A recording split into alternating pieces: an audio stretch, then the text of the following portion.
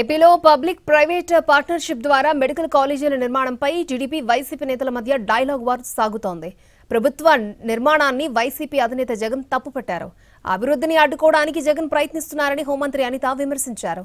YCP హయాంలో పునాదులు కూడా లేవన్న మంత్రి కొల్లు వ్యాఖ్యలకు అంబటి కౌంటర్ ఇచ్చారు. మేం నిర్మించిన మెడికల్ కాలేజీలను ప్రైవేటీకరణ చేసే ప్రయత్నం చేస్తున్నారని ఆయన మండిపడ్డారు. ప్రజలకు మంచి జరుగుతుంది.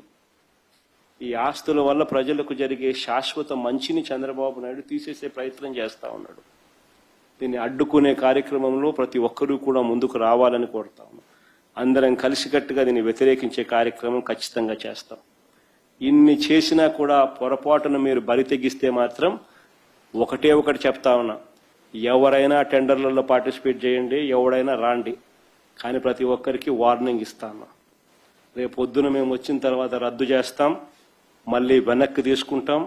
ఇది మాత్రం ఖచ్చితంగా అందరూ గుర్తుపెట్టుకోమని చెప్తాను. టెండర్లకు ముందుకు వచ్చినా కూడా ఈయన వార్నింగ్ ఇస్తాడు.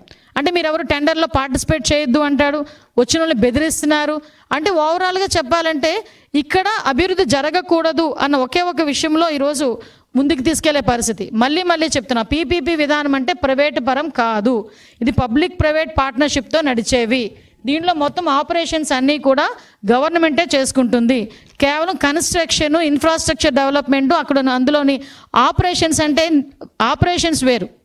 అంటే అందులో ఉన్న ఫ్యాకల్టీస్, వాళ్ళ తాలూకు జీతభత్యాలు, వీటికి సంబంధించి అంటే ఓవరాల్గా 33 years తర్వాత కూడా గవర్నమెంట్ హ్యాండ్ ఓవర్ చేసుకునే బిల్డింగ్స్ అవి. పునాదుల మీద కూడా లేనటువంటి కాలేజీలని ఇవాళ పీపీపీ మోడ్లో ఒకసారి తెలుసుకోండి. పీపీపీ అంటే ప్రైవేట్ పబ్లిక్ పార్ట్నర్షిప్. ప్రైవేట్ సంస్థ కడతారు, ప్రభుత్వ నిబంధనల ప్రకారమే కాలేజీని రన్ చేస్తారు, సామాన్య ప్రజలకి సీట్లు ఇస్తారు, అతి తక్కువ రేట్లకి అక్కడ వైద్యం, అసలు ఫ్రీ వైద్యం అందిస్తారు.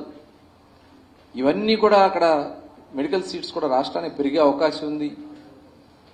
ఇవాళ మెడికల్ కాలేజీని అడ్డం పెట్టుకుని 6,000 కోట్ల రూపాయలు అప్పులు చేసింది వాస్తవం కాదని మేము అడుగుతా ఉన్నాం. ప్రైవేట్ రంగంలోకి మొత్తం మెడికల్ కాలేజీలు నెట్టేసి, వైద్యాన్ని నెట్టేసి, విద్యను నెట్టేసి పేద ప్రజానీకానికి మోసం చేస్తాను, పేద ప్రజానీకానికి అన్యాయం చేస్తానంటే చేతులు కట్టుకొని కూర్చోవడానికి వైఎస్ఆర్ కాంగ్రెస్ పార్టీ సిద్ధంగా లేదు.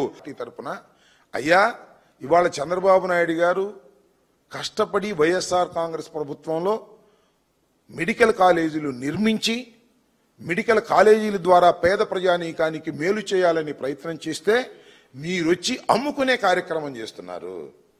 అయ్యా, కొనేవాళ్ళు ఎవరన్నా ఉంటే రండి అని అడుగుతున్నారు. ఆ కొనేవాళ్ళకి చెప్తున్నాం, మీరు తొందరపడి కొన్నారా, మేము అధికారంలోకి వచ్చిన తర్వాత ఈ కొన్నవి క్యాన్సిల్ చేస్తాం.